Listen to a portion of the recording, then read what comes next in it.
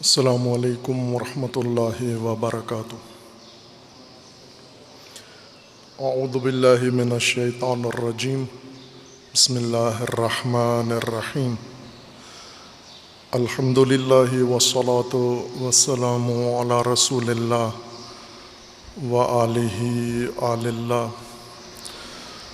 واللعنۃ الدائمۃ علی اعدائہم وأعداء اللہ من یوم عداوتہم الی یوم لقاء اللہ۔ عباد اللہ اوصیکم ونفسی بتقوی اللہ، اتقوا اللہ فإن خیر الزاد التقوی۔ بندگان خدا، آپ سب کو اور اپنے نفس کو تقوی الہی کی وصیت کرتا ہوں، تقوی الہی کی نصیحت کرتا ہوں اور دعوت دیتا ہوں و تاکید کرتا ہوں کہ اپنی زندگی تقوی کے مطابق بسر کریں، تقوی کے زیر سایہ نظام زندگی قائم کریں اور تقوی کی بنیاد پر اپنے معاملات زندگی قائم کریں۔ حق تعالیٰ نے انسانی زندگی کے تحفظ کے لیے حفاظتی تدبیر مقرر فرمائی ہے، جس کا عنوان تقوی قرار دیا ہے۔ تقوی کے زیر سایہ انسانی زندگی ہر پہلو سے محفوظ ہے، اور اگر تقوی ترک کر دیا جائے اور قوانین الہی و سنن الہی کو چھوڑ دیا جائے، اس کا سب سے بڑا نقصان و اصلی نقصان انسان کو ہی ہونا ہے اور انسانی زندگی کو۔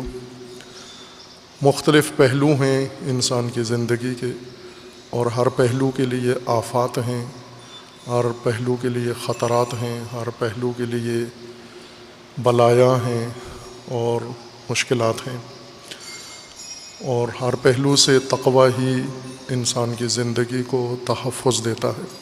انسان کی زندگی کا ایک اہم پہلو انسان کا دین ہے، اور پھر دین کے اوپر دار و مدار ہے باقی تمام زندگی کا۔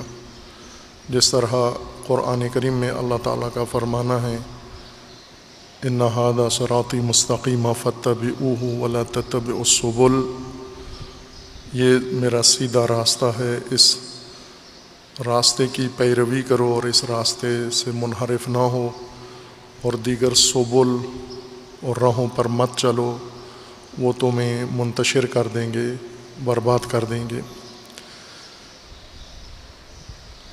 یہ خطرہ اگر انسان کی زندگی کو لاحق ہو جائے، انسان کے دین کو، مذہب کو، باقی زندگی خود ہی نابود ہو جاتی ہے۔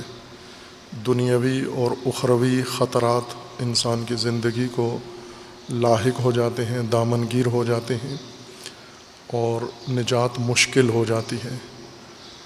ہر دور میں ایسے انسان نے تجربے کیے ہیں اور ہوا ہے کہ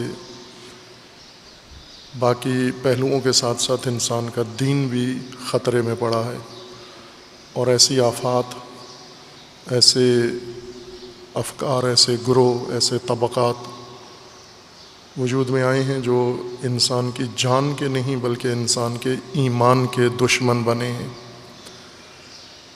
ان دشمنوں کے خلاف اگر مبارزہ نہ کیا جائے، مقابلہ نہ کیا جائے، تو انسان بے تقوی شمار ہوتا ہے۔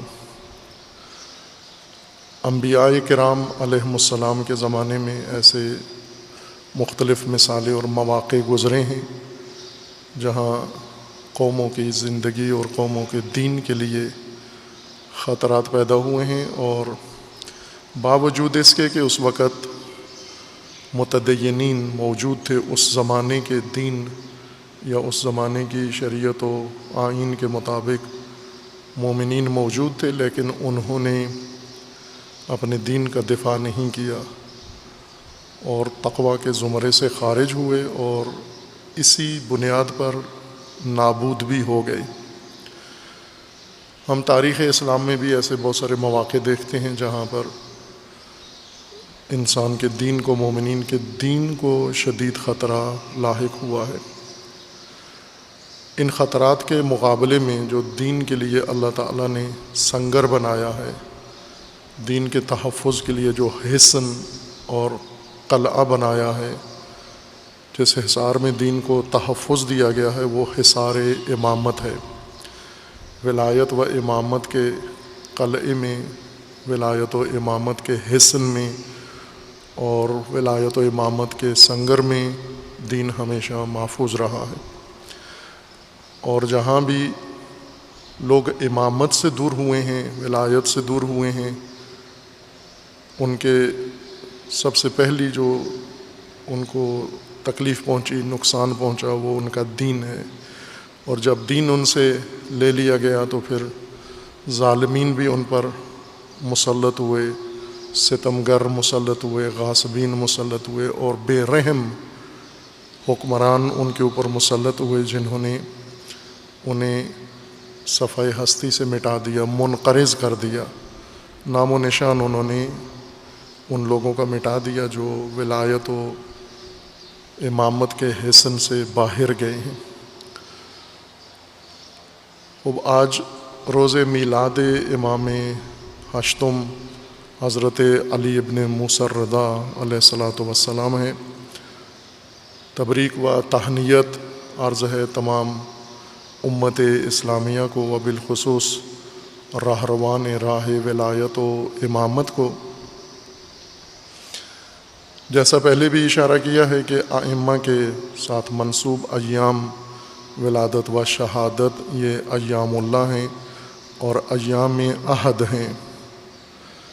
حضرت امام رضا علیہ الصلاۃ والسلام کی حیات طیبہ اور سیرت مبارکہ میں بہت سارے پہلو ہیں، معنوی، ظاہری، سماجی، دینی، قابل توجہ ہیں، لیکن موجودہ حالات کے تناسب سے ہم اگر دیکھیں تو امام رضا علیہ الصلاۃ والسلام کے زمانے کے حالات اور دیگر ائمہ علیہ السلام کے زمانے کے حالات بھی مشابہت رکھتے ہیں موجودہ حالات سے۔ امام رضا علیہ الصلاۃ والسلام کے زمانے میں دیگر ائمہ اطہار کی طرح، اس عصر کی طرح کہ ایک طرف ظالم حکمران تھے اور دوسری طرف فتنے اور منحرف افکار رکھنے والے گروہ تھے، اور ان دونوں میں آپس میں تبانی تھی، ان دونوں میں آپس میں رابطہ تھا۔ ستمگر حکمران ائمہ علیہ السلام کے مقابلے میں منحرف گروہوں اور گمراہ گروہوں کی تقویت کرتے تھے، انہیں باقاعدہ مالی مدد دیتے، سماجی مدد دیتے، سیاسی طور پر ان کی تقویت کرتے تھے تاکہ وہ ائمہ ہدی علیہ السلام کے مقابلے میں کھڑے ہوں۔ ظاہر ہے یہ کام دشمن نہیں کر سکتا کہ مخالفین ائمہ، دشمنان ائمہ ہدی یہ ائمہ کے مقابلے میں کھڑے ہوں اور ایسا گروہ تشکیل دیں جس سے نظام امامت و ولایت کو نقصان پہنچائیں۔ یہ کام وہی کر سکتے تھے جو ائمہ ہدی علیہ السلام سے منسوب تھے، یعنی شیعہ،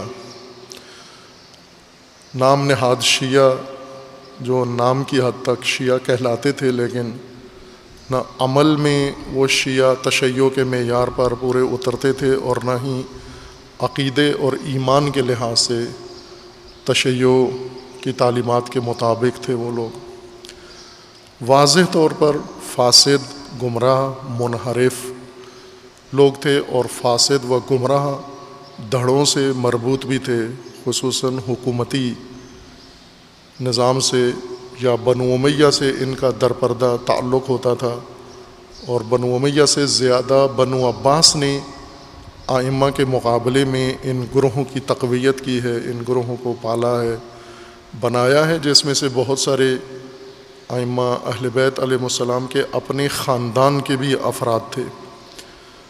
ہر امام کے زمانے میں ایک تفصیل ہے ان لوگوں کی کہ کس قسم کے منحرف گروہ پیش آئے ہیں، اور یہ تاریخ عموماً آج کے شیعہ پر واضح نہیں ہے، بلکہ علماء بھی، چونکہ علماء بھی زیادہ تر علمی عالمانہ اپنا کردار کھو چکے ہیں۔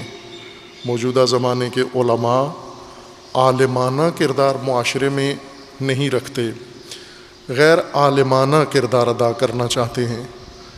مثلا مذہبی نام پر ہی اگر ہو یا بہت ہی اچھا سالم نیک کام کریں گے تو رفاہی و فلاحی کام اپنے ذمہ لے لیں گے کہ ظاہر ہے یہ بھی اچھا کام ضرور ہے لیکن عالمانہ نہیں ہے، چونکہ عام مومنین یہ کام علماء سے بہتر کر سکتے ہیں اور کر بھی رہے ہیں۔ اسی طرح سیاسی عمل، طاغوتی سیاست کے اندر طاغوتی سیاست کرنا، یہ بھی علماء کا ایک محبوب مشغلہ بن گیا ہے، اور دینی دلیلوں سے اور باتوں سے طاغوتی سیاست کے لیے جواز نکال کر اس عمل میں ایک بڑی تعداد اس میں شامل ہیں، یا پھر عامیانہ اور عوامانہ کاموں کے اندر مصروف ہیں۔ جیسے اگر کسی عالم کو موقع ملتا ہے ممبر پہ آنے کا تو وہ بھی عالمانہ حضور اپنا ممبر پہ نہیں ظاہر کرتا، غیر عالمانہ اپنی کارکردگی دکھاتا ہے، یعنی عوام کو خوش کرنے کے لیے، عوام کی رضا کے لیے، یا فیسیں لینے کے لیے، معاوضے لینے کے لیے عوام کی پسندیدہ باتیں کرنا، یہ بھی علماء ہی کا کام ہے جو غیر عالمانہ ہے۔ اور اسی طرح جہاں عالمانہ ان کا اپنا کردار ہے، جیسے مدارس علمیہ ہیں و حوزات علمیہ جن میں علماء اپنا عالمانہ کردار ادا کر سکتے ہیں، وہاں بھی فقط وقت گزارا جاتا ہے، وقت گزرانی ہے، ٹائم پاس ہوتا ہے۔ وہاں بھی آپ مدرسوں کی کارکردگی دیکھ لیں، پاکستان کے مدارس میں 70 سال میں کسی مدرسے نے کوئی تحقیقاتی کام کر کے قوم کے سامنے پیش کیا ہو، کوئی ایسا کتاب عالمانہ، تفسیر کی کتاب، حدیث کی کتاب، تاریخ کی کتاب، کوئی فقہی کتاب، یہ کوئی عالمانہ کردار ادا کیا ہو، یا حتیٰ کوئی عالمانہ طلاب تربیت کیے ہوں۔ اگر طلاب پاکستان میں علماء ہیں تو یہ سب پاکستان سے باہر بنے ہیں، یا قم میں علم حاصل کیا ہے یا نجف میں حاصل کیا ہے، جبکہ یہاں مدارس کی بھرمار ہے اور ان مدارس کا نظام علماء کے ہاتھ میں ہے، لیکن وہ علماء عالمانہ فعالیت مدرسوں میں نہیں رکھتے، غیر عالمانہ فعالیت ہے ان کی۔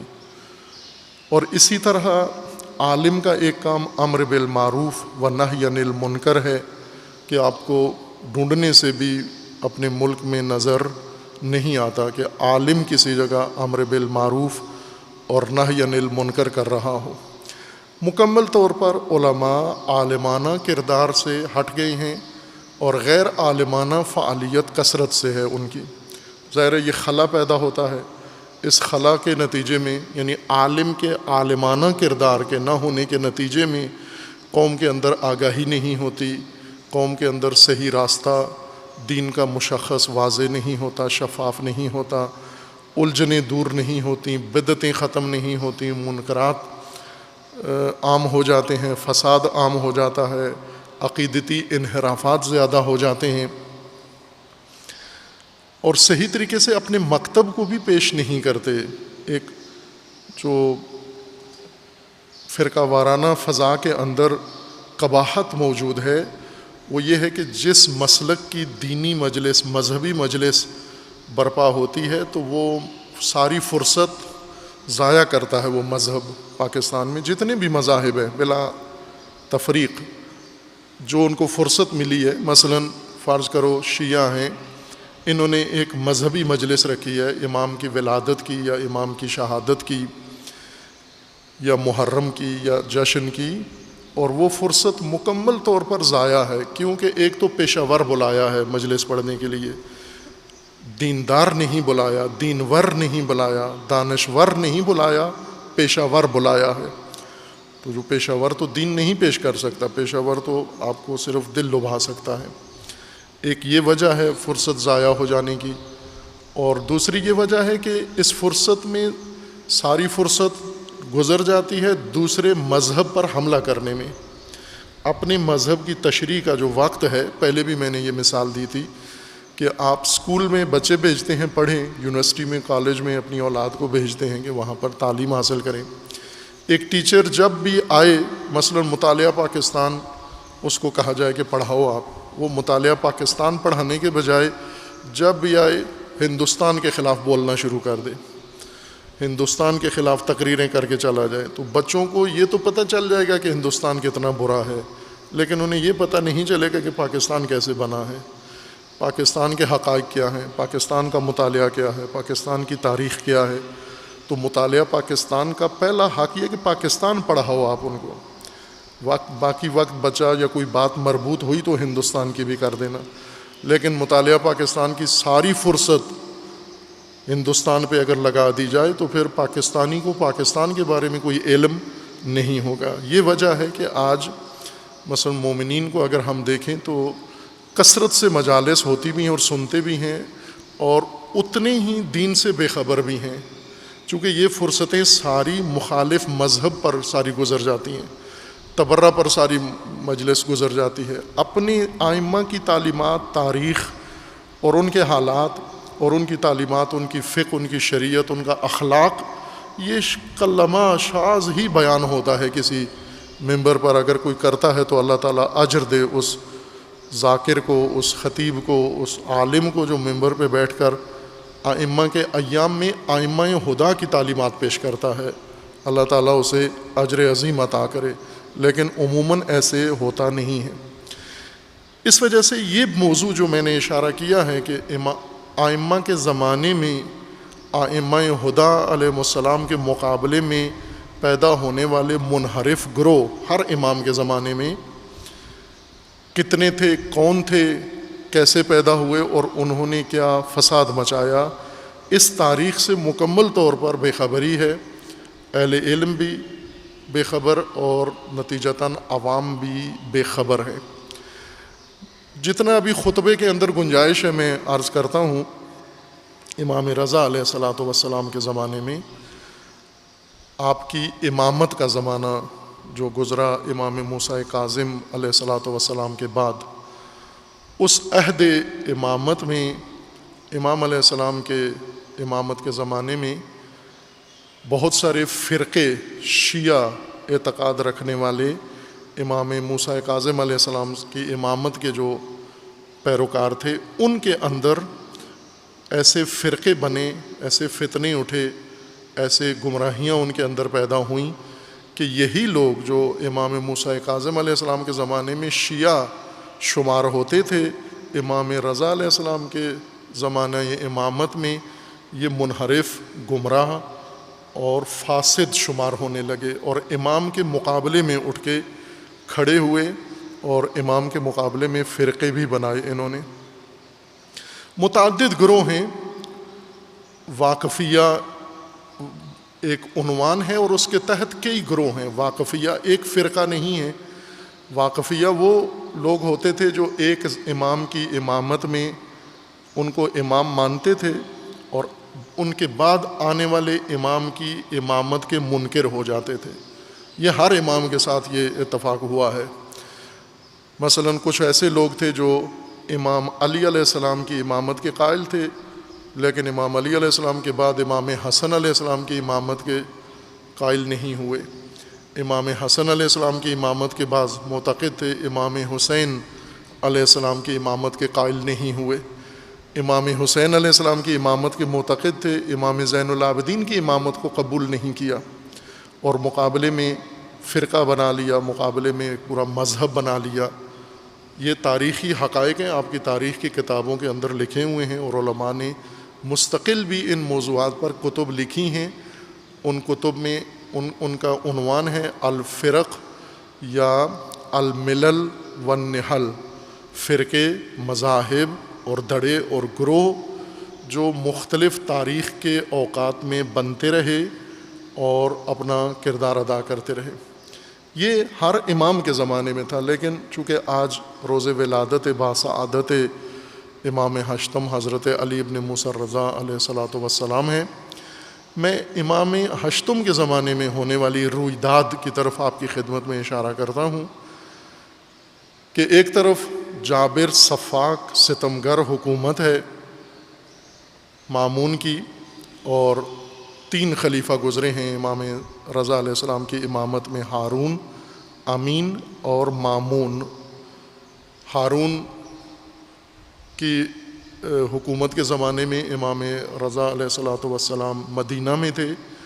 امین کچھ عرصے کے لیے مامون کا بھائی خلیفہ بنا، جانشین اپنے باپ کا بنا۔ یہ بھی بہت ستمگر انسان تھا، جس طرح باپ ان کا بہت ستمگر انسان تھا، اولاد اس کی اس سے بھی زیادہ ستمگر تھی۔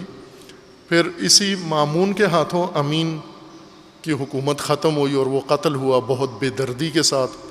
مامون نے اپنی خلافت قائم کی، حکومت قائم کی، اور اس زمانے تک امام رضا علیہ الصلاۃ والسلام اپنا عہد امامت مدینہ میں ہی گزار رہے تھے، بسر کر رہے تھے، اور عالم اسلام کی رہنمائی کر رہے تھے، بالخصوص تشیع کی رہبری و امامت فرما رہے تھے۔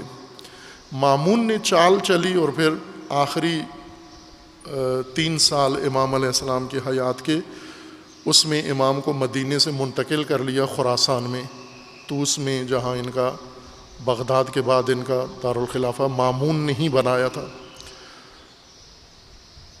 خوب یہ عہد تھا امامت کا، ایک میدان، ایک محاذ یہ ستمگر حکومتیں تھیں، ایک محاذ مخالف فرقے تھے جو شدت کے ساتھ تشیع کو سرکوب کر رہے تھے، زندیق تھے، ملحدین تھے، اور بعض مسلمان اسلامی فرقے تھے لیکن تشیع کے ساتھ تعصب رکھتے تھے، بنو امیہ کے زمانے میں بنے ہوئے اور بنو امیہ کی ذہنیت رکھنے والے، اور اسی طرح بنو عباس کے طرف سے جو معمور تھے یہ بھی موجود تھے، اور امام رضا علیہ السلام کے خلاف شدت سے یہ مصروف عمل تھے۔ لیکن ادھر سے تشیع کے اندر سے امام رضا علیہ السلام کے خلاف کئی گروہ کھڑے ہوئے، جن میں سے ایک واقفیہ سلسلہ ہے جو پہلے سے بھی چلے آ رہے تھے، اور ایک نیا سلسلہ امام رضا علیہ السلام کے مقابلے میں قائم ہوا۔ انہوں نے کہا کہ امام موسیٰ کاظم کی شہادت نہیں ہوئی بلکہ وہ پردہ غیبت میں چلے گئے ہیں، وہ امام آخر الزمان ہیں، امام مہدی ہیں، اور انہوں نے اپنے نمائندے مقرر کر دیے ہیں، ان کے بعد کوئی امام نہیں ہے۔ اس طرح کے فاسد عقائد بنا کر لوگوں کے اندر ان کو تشہیر کیا، اور عہد امامت امام رضا علیہ السلام میں یہ دشواری کھڑی کر دی۔ اس کے ساتھ ایک اور گروہ بہت ہی غلیظ اور پلید، امام علیہ السلام نے خود اس کے لیے یہ لفظ استعمال کیا ہے کہ یہ غلیظ و پلید و نجس ہے، اور بلکہ اللہ سے دعا مانگی ہے کہ مجھے اس رجس اور اس نجس سے خدایا مجھے محفوظ رکھ۔ وہ تھے غالی، امام رضا علیہ السلام کے زمانے میں غالی لوگ، غلو کرنے والے، غلو غین لام واو، غلو نہیں اس کو پڑھا کریں، گلو، گلو کی طرح غلو نہ پڑھے اس کو، غلو۔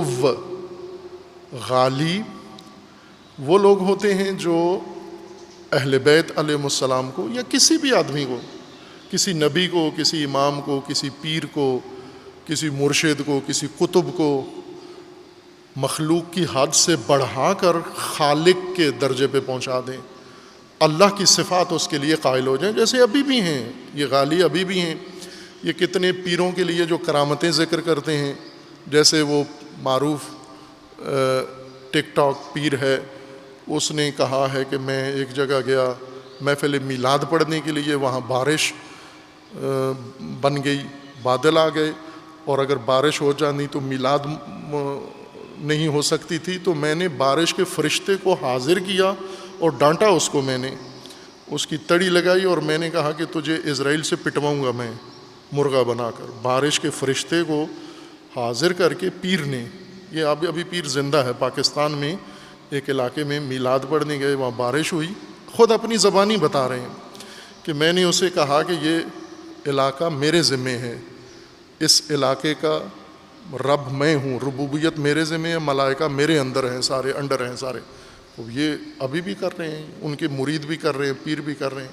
یہ غلو ہر جگہ ہے، لیکن ایک بہت ہی خطرناک غلو کا سلسلہ جو مذہب کی بنیاد ختم کر دیتا ہے، وہ تشیع کے اندر پیدا ہوا ائمہ ہدا علیہ السلام کے زمانے میں. ہر امام کے زمانے میں معروف شناختہ شدہ چہرے اور لوگ تھے جو اس غلو کے فساد کو اور فتنے کو لیڈ کر رہے ہوتے تھے، قیادت کر رہے ہوتے تھے. امام رضا علیہ السلام کے زمانے میں جو مشہور لیڈر تھے، قائدین فتنہ تھے، فتنہ غلو، جن کو امام علیہ السلام نے فرمایا کہ یہ رجس ہیں اور نجس ہیں، اور خدایا اس رجس و نجس سے مجھے اور میرے پیروکاروں کو محفوظ فرما. ان میں چند معروف نام ہیں، میں آپ کے سامنے ابھی فہرست عرض کر سکتا ہوں چونکہ وقت قلیل ہے. کسی اور موقع پر انشاءاللہ تاریخی طور پر آغاز سے غلو کی فتنے کی پیدائش سے لے کر اور ائمہ ہدا کے زمانے تک، غیبت کبریٰ کے زمانے تک اس کی تاریخ آپ کو بتائی جائے گی کہ کس طرح سے یہ فتنہ پیدا ہوا اور اس نے کیا تباہی مچائی ہے. اور تشیع کا جتنا نقصان، امامت و ولایت کے سلسلے کا جتنا نقصان انہوں نے کیا ہے، اتنا بنو امیہ نقصان نہیں پہنچا سکے. بنو امیہ نے اتنا نقصان نہیں پہنچایا جتنا غالیوں نے پہنچایا ہے. چونکہ بنو امیہ نے قتل و غارت کی، جی بھر کے کی، لیکن تشیع کے اندر انحراف نہیں پیدا کر سکے. بنو امیہ نے قتل و غارت کی، ائمہ ہدا اہل بیت علیہ السلام کی اور ان کے پیروکاروں کی، لیکن اس سلسلے کے اندر گمراہی پیدا نہیں کر سکے. یہ کام غالیوں نے کیا ہے، سب سے بڑھ کر کیا ہے. امام رضا علیہ السلام کے زمانے میں وہ طبقہ جو غالی تھے، فتنہ غلو کے بانیوں میں سے تھے اور وارثوں میں سے تھے، چونکہ پہلے سے چلا آ رہا تھا یہ فتنہ. اور اس فتنے کو امام رضا علیہ السلام کی امامت کے زمانے میں امام کے مقابلے میں لیڈ کر رہے تھے. ان کے نام ہیں ایک یونس ابن زبیان، زواد کے ساتھ، زوئے کے ساتھ زبیان، یونس ابن زبیان. یہ سب سے بڑا فتنہ غلو کا و غالیوں کے اس گروہ کا سر سلسلہ تھا یہ یونس ابن زبیان. ایک تھا محمد ابن فرات. محمد ابن فرات یہ ایک اور لیڈر تھا. یہ محمد ابن فرات، اس کے بارے میں ہے کہ یہ نشئی تھا، شراب کا رسیہ تھا، نشہ کرتا تھا، دھوت ہو جاتا تھا. جب نشے میں مست ہو جاتا تھا تو پھر غلو کی باتیں کرتا تھا، اپنے مریدوں کے سامنے اور اپنے ماننے والوں کے سامنے محفل لگاتا تھا، اور اس میں عجیب و غریب باتیں یہ شخص کرتا تھا. ایک ہے محمد ابن بشیر. اس نے باقاعدہ غلو کا سلسلہ امام رضا علیہ السلام کے زمانے میں قائم رکھا.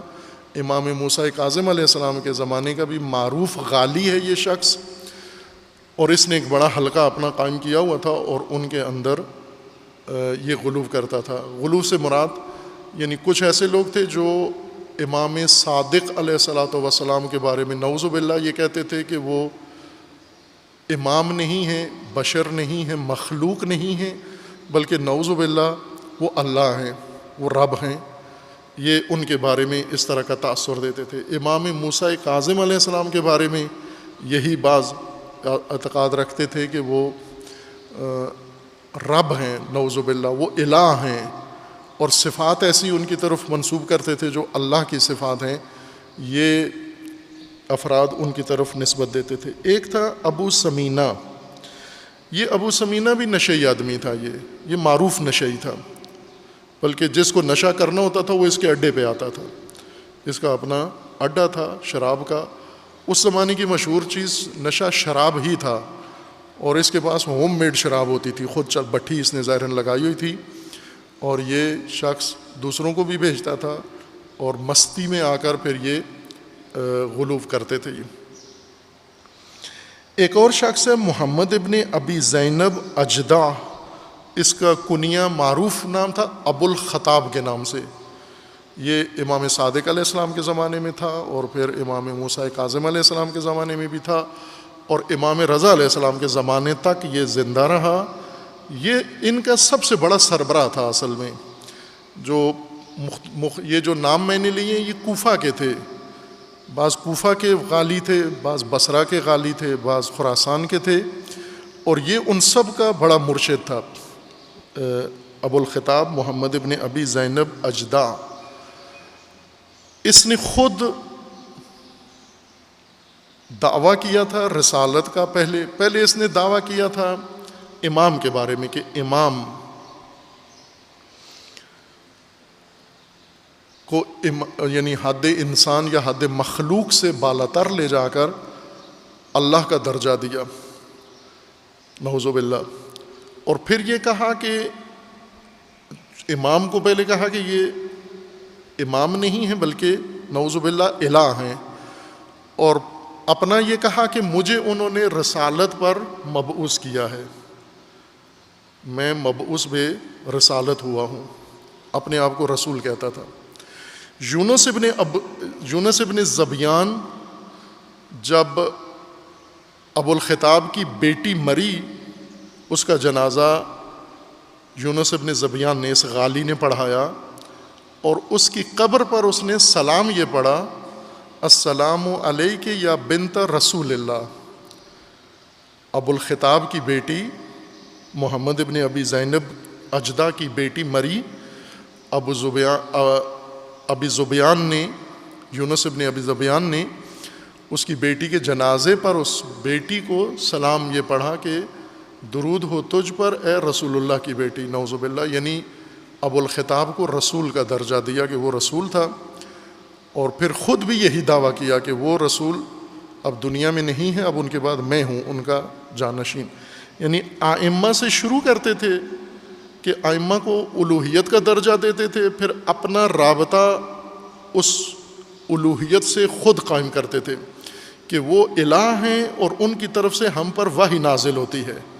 اور اس طرح یہ نادان، نافہم، کم فہم شیعوں کو گمراہ کر کے ان کے دلوں کے اندر شکوک و شبہات پیدا کر کے، اور انہیں دین سے، توحید سے، اسلام سے، قرآن سے، ہر چیز سے انہیں یہ بہکا دیتے تھے، گمراہ کر کے، اور ایک بہت بڑا فتنہ ائمہ کے مقابلے میں کھڑا کر دیتے تھے. اب بظاہر عام آدمی یہ سمجھتے تھے کہ شاید یہ امامت کے حامی ہیں، چونکہ جو غلو کرتا ہے، جیسے آج کل کے پیر ہیں، ان پیروں کے مرید کچھ تو ایسے ہیں جو ان کو پیر ہی سمجھتے ہیں، پیر بے کرامت، یہ سمجھتے ہیں کہ یہ پیر ہیں لیکن کرامت کوئی بھی نہیں ہے. ایک درجہ مریدوں کا یہ ہوتا ہے کہ نہیں، اچھی شخصیت، مانوی شخصیت اور متدین شخصیت سمجھتے ہیں، نیک عبادت گزار لوگ ان کو سمجھتے ہیں. ایک طبقہ مریدوں کا یہ ہوتا ہے.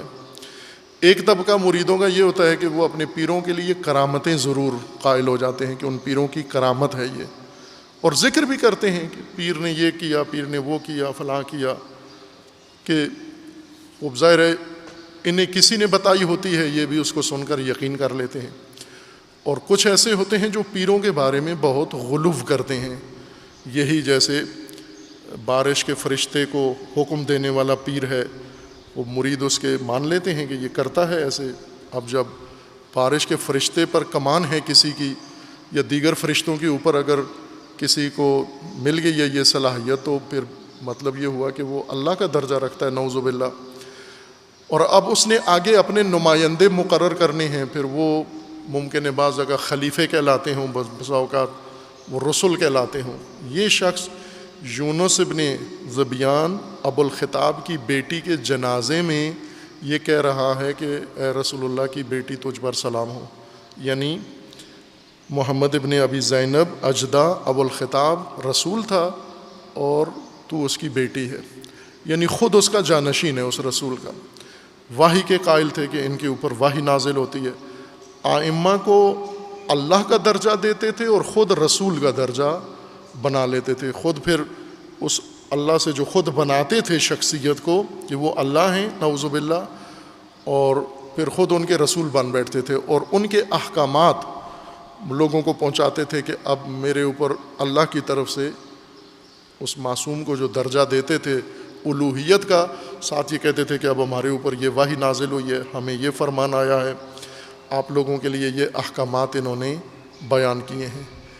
یہ طبقہ سب سے زیادہ خطرناک طبقہ ثابت ہوا پوری تاریخ میں تشیع کے لیے۔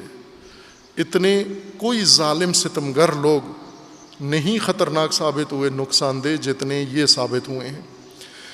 چونکہ ان کا ہتھیار ایسا ہے جو مومنین کے اوپر جلدی اثر چل جاتا ہے۔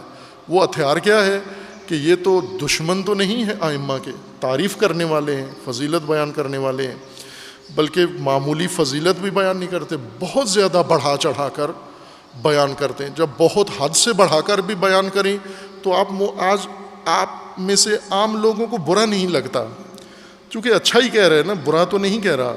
عام لوگوں کی نفسیات یہ ہے کہ جب کوئی برا کہے تو برا ہوتا ہے، غلط آدمی وہ ہوتا ہے جو برا کہے، لیکن جو تعریف کرے، حد سے زیادہ بڑھا کے بھی تعریف کرے، نعوذ باللہ تعریف میں اللہ کے درجے پر بھی فائز کر دے، یہ برا کام نہیں کر رہا، یہ اس کا عقیدہ ہے، یہ اس کا عشق ہے، یہ اس کی محبت ہے۔ کسی نہ کسی طریقے سے عام آدمی اس کو توجیہ کر لیتا ہے، یعنی اس کے دل میں جیسے ناصبی ہیں، ناصبی اہل بیت علیہ السلام ائمہ ہدا کے بغض رکھتے ہیں، امیر المومنین آل علی کا بغض دل میں رکھتے ہیں، دشمنی رکھتے ہیں، نفرت رکھتے ہیں۔ جیسے ابھی پاکستان کے اندر نیا ایک ناصبی طبقہ پیدا ہوا ہے، نیا گروہ جنم لیا ہے، بریلوی مسلمانوں کے اندر ناصبی پیدا ہوئے ہیں کہ یہ بھی ایک عجائب روزگار میں سے ہے۔ چونکہ بریلوی اپنا فخر یہ سمجھتے تھے کہ ہم محبت رکھتے ہیں رسول اللہ سے، بلکہ ان کا سارا دین ہی حب رسول ہے اور حب آل رسول، پنج تن سے محبت کرنا، یہ بریلوی دین کی بنیاد ہے، ستون ہے ان کا۔ ان کے نزدیک، اکثر بریلوی طبقے کے نزدیک عمل کی ضرورت نہیں ہے، عمل صالح انسان کے لیے آخرت کا فیصلہ نہیں کرے گا، حب فیصلہ کرے گی، محبت فیصلہ کرے گی۔ جس طرح آپ نعتوں میں، تقریروں میں، بیانات میں سنتے رہتے ہیں کہ اگر کسی انسان نے کوئی عمل صالح نہیں کیا لیکن اس کے اندر رسول اللہ کی محبت موجود ہے یا آل رسول کی محبت موجود ہے تو وہ بخشا جائے گا، وہ جنت میں جائے گا، جہنم میں بالکل نہیں جائے گا، بے شک کوئی عمل خیر کا، اچھائی کا اس کے نامہ عمل میں موجود نہ ہو۔ یہ بریلوی طبقے کا بھی ہے، اور غالی یا غلو پسند شیعوں کے ذہن میں بھی یہی بات ہے کہ عمل صالح کی ضرورت نہیں ہے، محبت کافی ہے۔ امام رضا علیہ السلام سے ایک حدیث منقول ہے، امام علیہ السلام نے اپنے شاگردوں کو اور شیعوں کو اور اپنے شاگردوں کو یہ فرمایا کہ محبت اہل بیت پر اعتماد کر کے عمل صالح کو ترک نہ کرنا، اور اسی طرح عبادتوں پر اور اعمال صالحہ پر اعتماد کر کے حب اہل بیت کو ترک نہ کر دینا، کہ ان میں سے کوئی بھی تمہیں تنہا نجات نہیں دے سکتا، کہ اگر اہل بیت کی محبت پر اعتماد بھروسہ کر کے اعمال صالحہ چھوڑ دیے تو بھی نجات نہیں ہے تمہارے لیے بغیر اعمال صالحہ کے۔ یہ امام رضا علیہ السلام کی حدیث ہے۔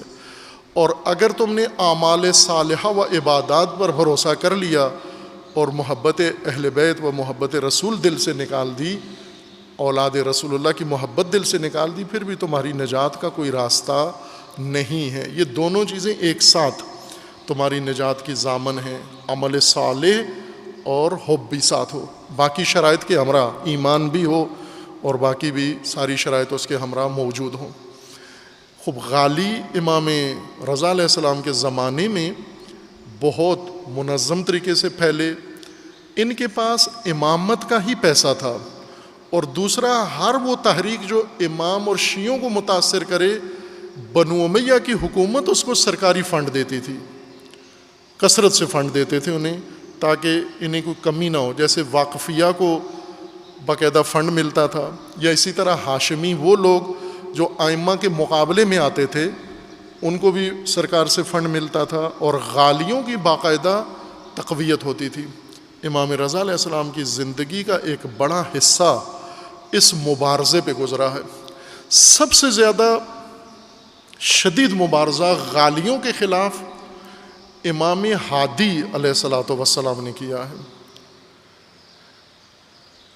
امام ہادی نے سب سے بڑھ کر، تمام ائمہ سے بڑھ کر غالیوں کے خلاف امام ہادی علیہ السلام نے مبارزہ کیا ہے۔ اور وہ امام ہادی علیہ السلام نے غالیوں کے بارے میں جو احکام ذکر کیے ہیں، اگر میں ابھی آپ کے سامنے پیش کر دوں کہ غالیوں کے ساتھ مسلمانوں نے کیا رویہ رکھنا ہے، تو اس بات پر وہ پاکستان کے قانون جیسے ہیں کہ FIR کٹ سکتی ہے۔ اگر وہ حدیث میں پڑھ کے سنا دوں کہ امام ہادی علیہ السلام نے غالیوں کے بارے میں کیا فرمایا ہے، مطالعہ کر لیں، خود جا کر موجود ہے۔ امام ہادی علیہ السلام کے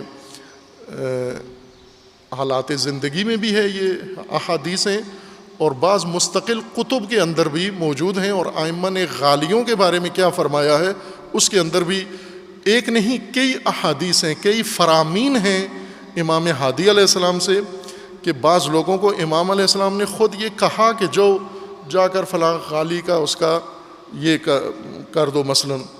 یہ ائمہ کے احکامات تھے اپنے زمانے کے اندر، اس لیے میں کہہ رہا ہوں کہ وہ پاکستان کے قانون میں FIR کٹتی ہے اگر وہ حدیث بھی پڑھ کے سنوں میں آپ کو۔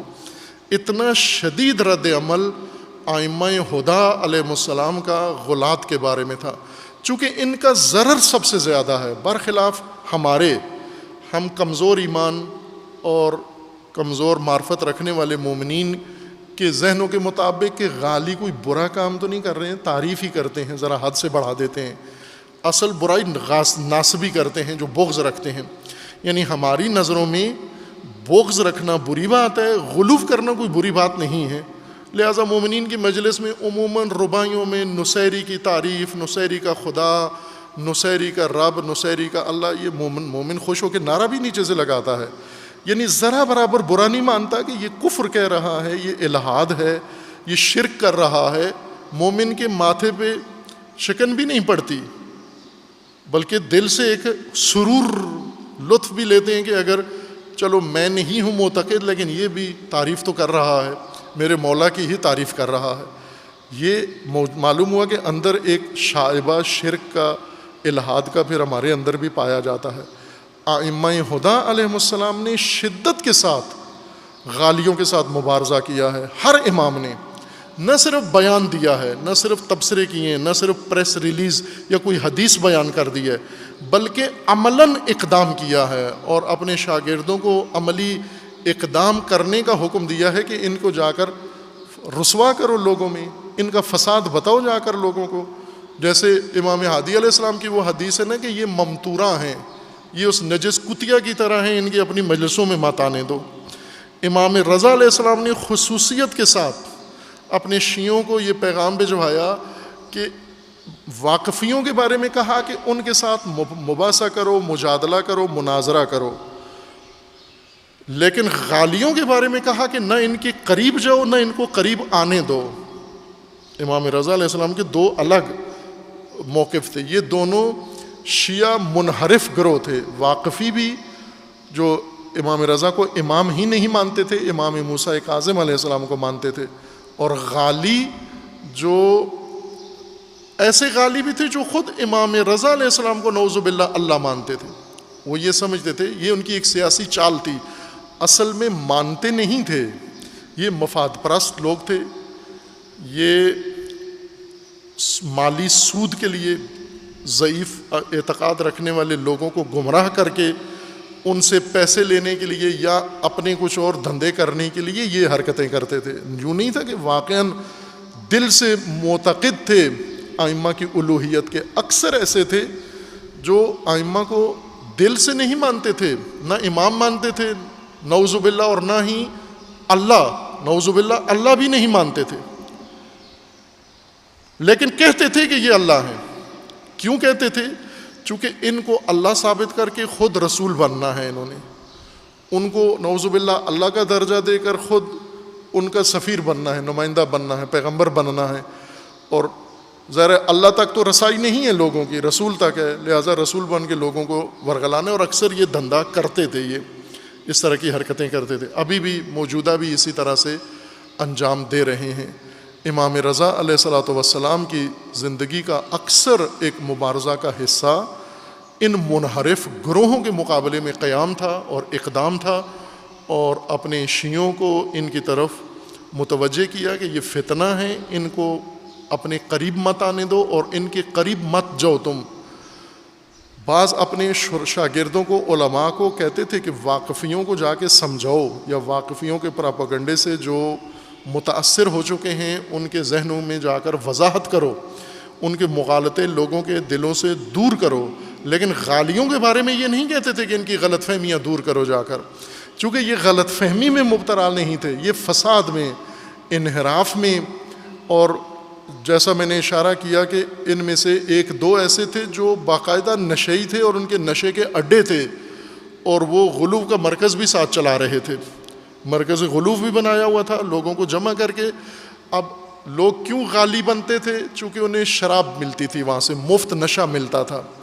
اب نشئی کو گھر سے تو پیسے نہیں ملتے نشے کے لیے، اس کو تو کہیں نہ کہیں سے پیسے چاہیے ہوتے ہیں، چوری کر لیتا ہے، چھپا لیتا ہے، گھر کا سامان بیچ دیتا ہے، اپنے بچیوں کے یا اولاد کے جوتے کپڑے بیچ دیتا ہے، زیورات بیچ دیتا ہے۔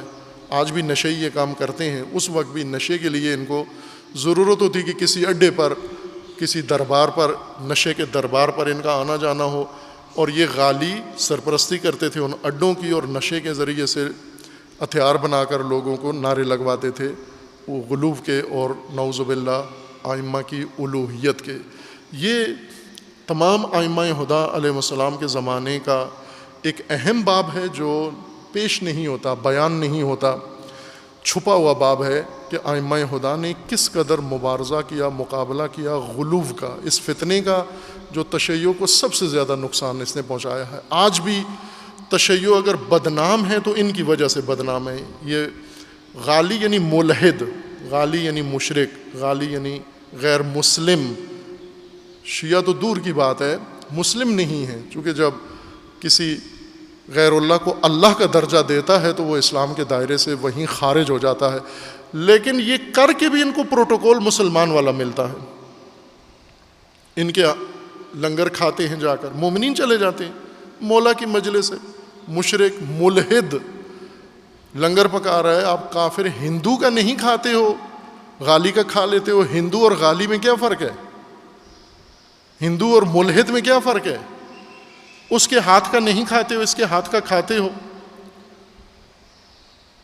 یہ لوگوں کے اندر ایک تاثیر ہے اس کی، اس وجہ سے ائمہ ہدیٰ نے ان کے خلاف زیادہ سختی خود بھی کی اور شیعوں کو بھی حکم دیا کہ ان کے ساتھ سختی سے پیش ہو، کہ یہ تشیع کی تباہی کا باعث بن سکتے ہیں۔ علماء اکرام نے تاریخ بھر میں غلو کے خلاف اپنی مکمل زندگیاں وقف کی ہیں، کتب لکھی ہیں، تحقیقات کی ہیں، 20 کتابیں موجود ہیں، روایات ہر امام سے غلو کی مذمت میں اور غلو کی رد میں فراوان، ایک سے زیادہ یا 10 احادیث ہر امام سے منقول ہیں جو علماء نے جمع کی ہیں۔ ان سے مومنین کو آشنائی ہونی چاہیے، ان سے مومنین کو خبر ہونی چاہیے کہ سب سے زیادہ جو طبقہ تباہی تک لے جا رہا ہے، میں بعد میں توفیق ہوئی تو حالات حاضرہ میں اشارہ کروں گا کہ آج ان کے ہاتھوں سے تشیع کو کیا نقصان پہنچ رہا ہے، اور جتنا تاریخ میں پہنچ چکا ہے۔ خود پاکستان کے اندر جتنے ہزاروں شیعہ شہید ہوئے ہیں، اس سب میں قاتلوں میں یہی شامل ہیں، یہی غالی۔ انہوں نے در حقیقت تشیع کے قتل کا جواز انہوں نے فراہم کیا ہے، وہ اشتعال انگیزی انہوں نے کی اور ابھی بھی کر رہے ہیں، اس وقت بھی مشغول ہیں۔ اور یہ ائمہ کی سنت ہے، ائمہ کی سیرت ہے، وہ سیرت جو ہم پر مخفی ہے، جو ہمیں نہیں بتائی گئی، ہم نے خود بھی نہیں پڑھی اور کسی پڑھے لکھے نے ہمارے سامنے بیان بھی نہیں کی کہ غالیوں کے مقابلے میں ائمہ کا رویہ کتنا شدید اور کتنا سخت رویہ تھا۔ مومنوں کا اتنا ہی نرم ہے، بالکل مومنوں کا رویہ امام رضا علیہ السلام کے مقابلے میں ہے کہ امام رضا جس سے نفرت کرتے ہیں مومن اس سے نفرت نہیں کرتے۔ امام رضا علیہ السلام کو نفرت تھی ان لوگوں سے، شدید نفرت تھی۔ اب ہم مجلس امام رضا علیہ السلام کی کر لیں، سوگ امام رضا کا کر لیں، زیارت امام رضا علیہ السلام کی کر لیں، حاجت مزار امام پہ منوا لیں، لیکن اس طبقے سے نفرت نہ کریں جس سے امام رضا علیہ السلام کو شدید نفرت تھی. تو یہ بھی ایک نفاق ہے کہ امام جس سے نفرت کرتے ہیں ہمیں اس سے یا محبت ہے یا کم از کم نفرت نہیں ہے. شدید نفرت ہو تاکہ دور رہیں، آپ بھی دور رہیں، آپ کی اولاد بھی دور رہے، اور آپ کا دین اور آپ کا مذہب بھی محفوظ رہے. اللہ تعالیٰ انشاءاللہ اسلام کو اور تشیع کو ہر فتنے سے، ہر گمراہی سے، ہر منحرف گروہ سے، ہر شیطان سے، ہر طاغوت کے شر سے خداوند تبارک و تعالیٰ محفوظ رکھے انشاءاللہ. اور اللہ تعالیٰ مومنین کو، ان کی اولادوں کو ان فاسد اور منحرف لوگوں کے گمراہ کن عقائد سے اور اعمال سے پروردگار محفوظ فرمائے انشاءاللہ. اعوذ باللہ من الشیطان الرجیم. بسم اللہ الرحمن الرحیم. انا اعطیناک الکوثر فصل لربک وانحر ان شانئک هو الابتر.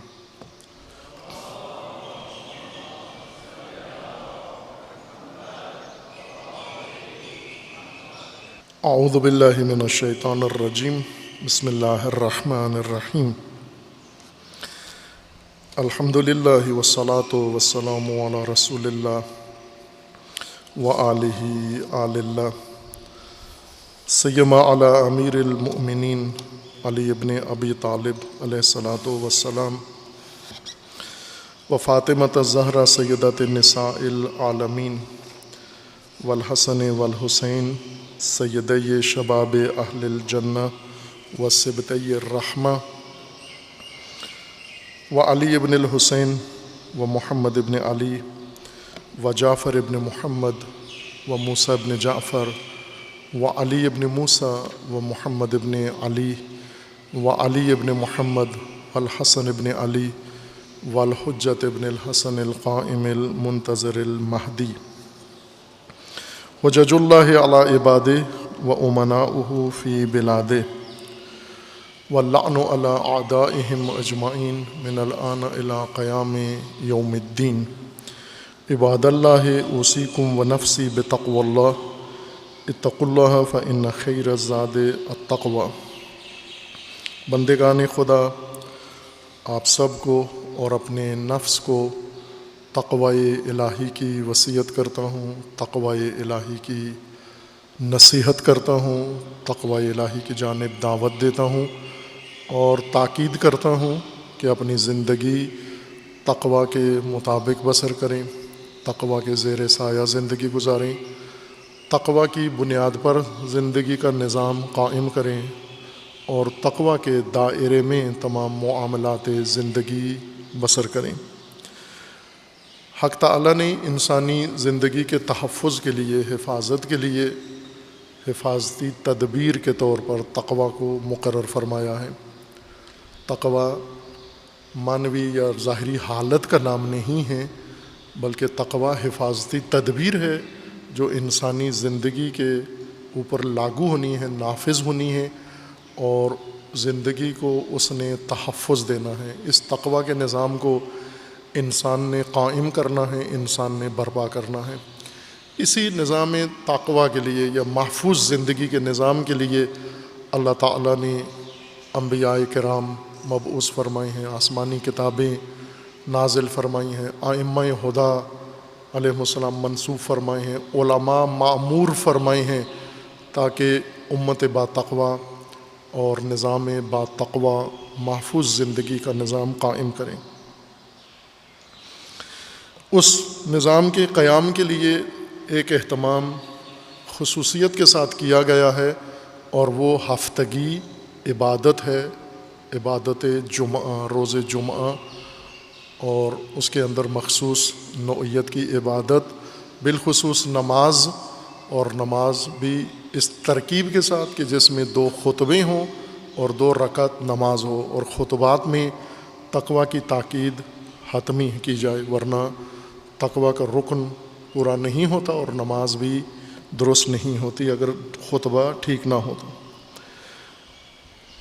لیکن مومنین کے اندر خود یہ منبع تقوی کا اور یہ عامل بہت مؤثر تقوی کے نظام کے لیے جو اللہ نے مقرر فرمایا ہے، یہ بجائے خود شبہات کا شکار ہو گیا، اس کی اہمیت نہ ہونے کے برابر ہو گئی، واجب کل عدم واجب کے طور پر ہوا، اور عملاً اس دین شناسی نے عملی طور پر انسانوں کے اندر نماز جمعہ کا محرک ختم کر دیا۔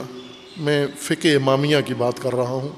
اہل سنت میں کوئی ایسا شبہہ پیدا نہیں ہوا وجوب نماز جمعہ کے بارے میں، اور جزیات میں یا ان کی خصوصیات میں ان کے فقہاء میں اختلاف ہے، لیکن اس طرح کا نہیں ہے جو امامیہ کے اندر موجود ہے، یہ شبہہ کہ واجب ہی نہیں ہے نماز جمعہ۔ اس طرح کا شبہہ نص قرآن کے مقابلے میں اہل سنت میں پیش نہیں آیا، فقہ امامیہ میں پیش آیا ہے۔ فقہائے امامیہ میں شہید ثانی رحمۃ اللہ علیہ جو بہت عظیم الشان فقیہ ہیں، جن کا فقہی نصاب اس وقت تشیع کے مدارس اور حوزوں میں باقاعدہ طور پر رائج ہے، پڑھایا جاتا ہے، انہی کی کتب سے تمام علماء فقہ پڑھتے اور سیکھتے ہیں۔ شہید ثانی نے اپنے عہد میں یہ احساس کیا کہ نماز جمعہ کے متعلق جو شبہات ہیں اس وجہ سے عملاً نماز جمعہ متروک ہے، مہجور ہے، اور یہ شان مومن نہیں ہے کہ اتنا اہم واجب اور اتنا بنیادی رکن ترک کر دیا جائے اور اس سے غافل رہیں۔ اس لیے شہید ثانی نے اہتمام کیا، فقہی اہتمام کیا، اور نماز جمعہ کو احیاء کرنے میں سب سے اہم کردار ادا کیا۔ متعدد تحقیقی کتابیں تالیف کیں، جن میں سے ایک خصائص یوم الجمعہ ہے۔ اس میں 17ویں خصوصیت روز جمعہ کی شہید ثانی رحمۃ اللہ علیہ یہ بیان فرماتے ہیں: تضعیف و اجر الذاہب الی الجمعہ بکل خطوۃ اجر سنۃ۔ یہ خصوصیت روز جمعہ کو حاصل ہے کہ اس میں انسان کے عمل کا اجر، ثواب اجر 2 گنا ہو جاتا ہے۔ روز جمعہ کے اندر یہ صلاحیت ہے، یہ خصوصیت ہے کہ عام دنوں میں انسان جو عمل کرے تو اس کا ایک معین اجر ہے، وہی عمل اگر جمعہ کے دن انسان کرتا ہے تو اجر 2 گنا ہو جاتا ہے، بڑھ جاتا ہے، ڈبل ہو جاتا ہے۔ جیسے آپ کو اگر کوئی کہے کہ آپ مثلا اگر خریدار کے طور پر مارکیٹ میں جائیں تو جمعہ کے دن بعض جگہ ہوتا ہے جمعہ بازار لگتے ہیں، ان میں سیل لگتی ہے، قیمتیں آدھی کر دی جاتی ہیں ہر چیز کی۔ آپ کپڑا خریدیں آدھی قیمت، جوتا خریدیں آدھی قیمت، کچن کا سامان خریدیں آدھی قیمت ہے، گھریلو سامان خریدیں، کچھ بھی خریدیں آدھی قیمت ہے۔ خوب لوگ سارا ہفتہ نہیں جاتے، جمعہ کے دن ہی جاتے ہیں تاکہ قیمتیں آدھی ہوں۔ اسی طرح اگر کسی دکاندار کو یہ کہہ دیا جائے کہ آپ عام دنوں میں اس ریٹ پہ بیچو، جمعے کے دن ڈبل قیمت پر بیچو اپنی چیزیں، تو وہ تو سارا ہفتہ دکان بند رکھے گا کہ کیا فائدہ۔ مثلا میں جمعہ کے 7 دن یا 6 دن میں اس قیمت پہ اگر سامان بیچوں تو ہفتہ بھر فائدہ کم ہوگا۔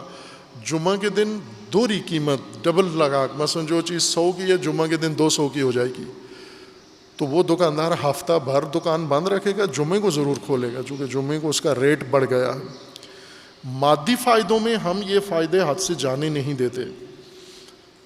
دور کہیں جانا پڑے، مثلا کئی ایسے لوگ ہوتے ہیں کہ اگر فرض کرو وہ لاہور میں رہتے ہیں، یہاں اس علاقے میں کوٹ لکھپت میں جہاں یہ جامعہ ہے، اور اسے یہ پتہ چلے کہ شاہدرہ میں ایک چیز سستی ملتی ہے، تو وہ یہاں سے اتنا کرایہ بھی لگا کے جائے گا، وقت بھی لگائے گا، لیکن وہ سستی چیز ضرور وہاں سے شاہدرہ سے، جو بالکل الٹ سمت میں ہے، وہاں سے، یہ مشرق میں ہے وہ مغرب میں ہے، وہ وہاں سے جا کر لے کر آئے گا۔ یا اگر کسی دوسرے شہر میں سستی ملتی ہے تو وہ اس شہر میں جانا بھی گوارا کر لیتا ہے، چلا جاتا ہے۔ ہم مادی فائدے ہاتھ سے جانے نہیں دیتے۔ اگر کچھ پرسنٹ ہی ہو، اگر کسی جگہ کہے جی کہ یہ جہاں جو چیز آپ لے رہے ہیں یہ دوسری جگہ پر چند % سستی مل رہی ہے، تو ہم یہاں سے چھوڑ کے لمبا سفر کر کے پیٹرول لگا کے وہاں پہنچ جاتے ہیں، وہاں سے وہ چیز خریدتے ہیں۔ یہی معیار اللہ تعالیٰ نے ہمارے لیے بھی مقرر کیا ہے کہ آپ کچھ اعمال ہیں جو روزانہ بھی کر سکتے ہو، روزانہ کا اجر بھی دریافت کر سکتے ہو، لیکن روز جمعہ کی ایسی خصوصیت ہے کہ اس کے اندر جو عمل بھی تم کرو گے اس کا اجر دوہرا ہو جائے گا، دگنا ہو جائے گا، دو برابر ہو جائے گا۔ نماز کا اجر، صدقے کا اجر، خیرات کا اجر، نوافل کا اجر، درود کا اجر، صلوات کا اجر، ہر چیز کا اجر دو گنا ہو جائے گا جمعہ کے دن۔ بس جمعہ کی فرصت کو ضائع مت کرو۔ جمعہ سونے کے لیے نہیں ہے، جمعہ کھیلنے کے لیے نہیں ہے۔ جمعہ، اور جب دوہری قیمت مل رہی ہے، دو برابر، دو گنا ہر چیز ہو رہی ہے، تو میں کیوں ضائع کروں جمعہ کو؟ جمعہ کی پوری فرصت سے لمحے لمحے سے فائدہ اٹھائیں آپ۔ یہ رسول اللہ صلی اللہ علیہ وآلہ وسلم کا فرمانا ہے۔ وَهَذِهِ مَزِيَّةٌ تَحْصُلُ لِلْبَعِيدِ عَنْهَا، خصوصاً جمعہ میں ہر عمل کا اجر دو گنا ہے، خصوصاً نماز جمعہ کے متعلق جو عمل انسان کرتا ہے، جمعہ کی تیاری کے جو اعمال ہیں۔ مثلاً عام دنوں میں آپ مستحب غسل کریں، اجر ہے، جمعہ کا غسل دو گنا زیادہ ہے۔ عام دنوں میں خوشبو لائیں، اجر ہے، جمعہ کے دن خوشبو لگائیں کہ نماز جمعہ میں جانا ہے، دو گنا اجر ہے۔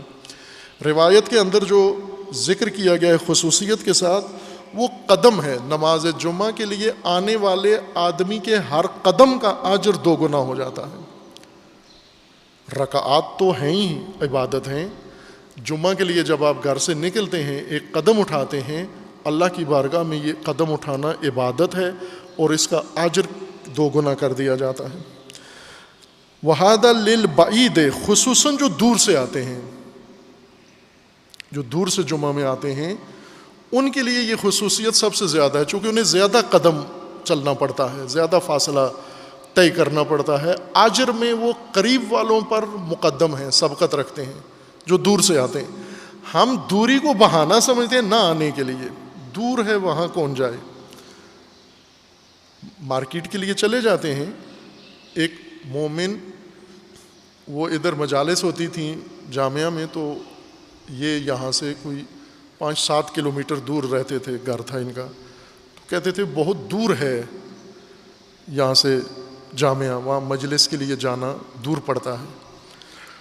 تو میں نے کہا کہ یہ جو گجرانوالہ میں جا کے دعوت کھاتے اور ہر ہفتے یا روزانہ جا کر، تو گجرانوالہ تو قریب پڑتا ہے جامعہ سے ظاہراً، گجرانوالہ لاہور سے 80 کلومیٹر دور ہے، جامعہ ان کے گھر سے 5 کلومیٹر 7 کلومیٹر دور ہے۔ وہاں چونکہ چڑے پکتے ہیں، بٹیرے پکتے ہیں، لذیذ کباب ہوتے ہیں، باربیکیو ہے، وہ 80 کلومیٹر فاصلہ ہی نہیں ہے، وہ تو ساتھ ہے، لاہوریوں کے بقول ہے نہ لیے۔ لیکن جمعہ کے لیے جامعہ، اتنا دور وہاں جائیں ہم۔ خب جس کو ہم دوری کو بہانہ سمجھتے ہیں، ارادہ سست کرنے کا، اس کے بارے میں رسول اللہ کا فرمانا ہے کہ یہ اجر کا زیادہ ذریعہ ہے۔ اگر دور ہو، تم زیادہ سفر کر کے آنا پڑ رہا ہے، تو دوسروں سے زیادہ نفع میں ہو، چونکہ ہر قدم کے اوپر آپ کو دوہرا اجر مل رہا ہے۔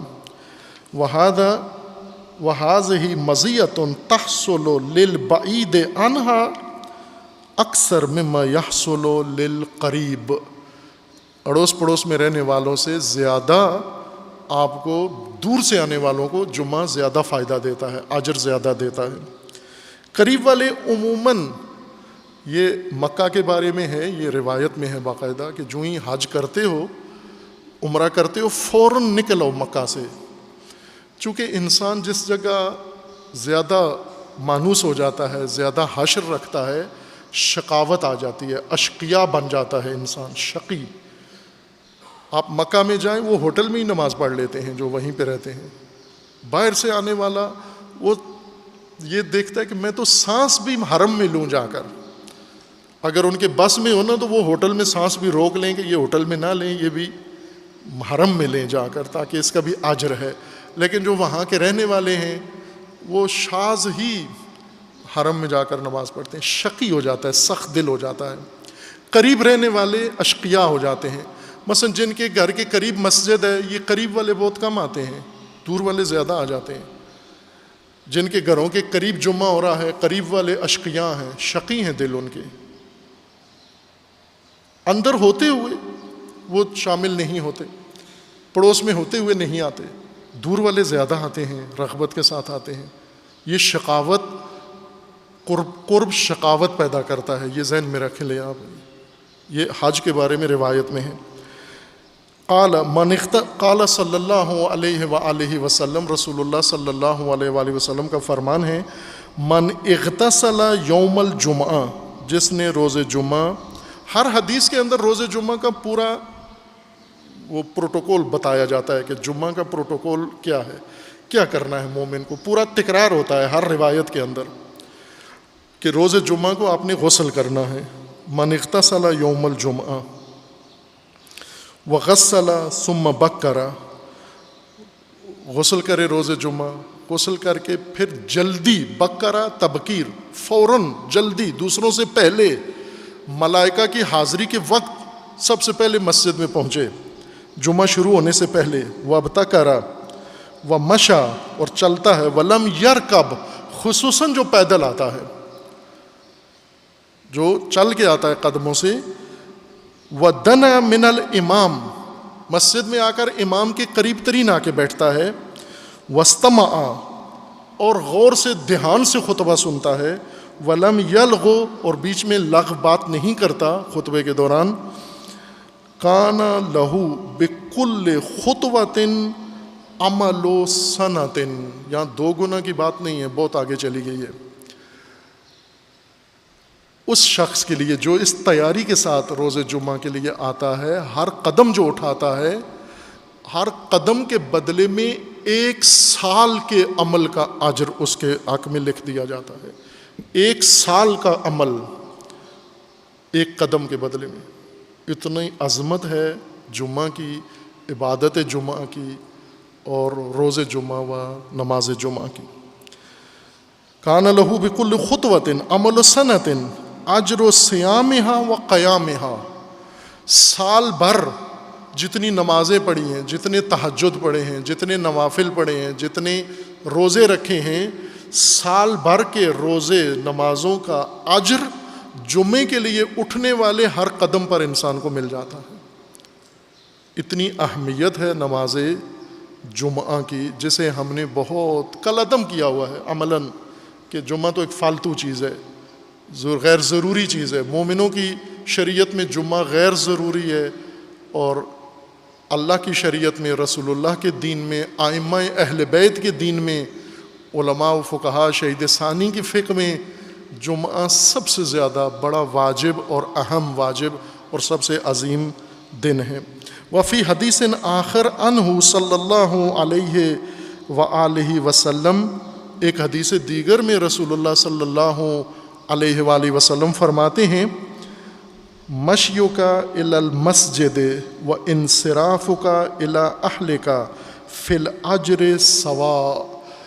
اب پچھلی حدیث سے یہ ہوتا تھا کہ صرف جمعہ میں آنے کا اتنا اجر ہے، لیکن واپسی کچھ بھی نہیں ہے. واپسی میں صرف دھوپ ہے، گرمی ہے، پسینہ ہے نا. اس حدیث دوم میں ہے، رسول اللہ کا فرمان ہے کہ جو قدم آتے ہوئے نماز جمعہ کے لیے تمہارا اٹھتا ہے، ہر قدم کے بدلے 1 سال کے اعمال کا اجر ہے. اور یہی واپسی پر بھی ہے.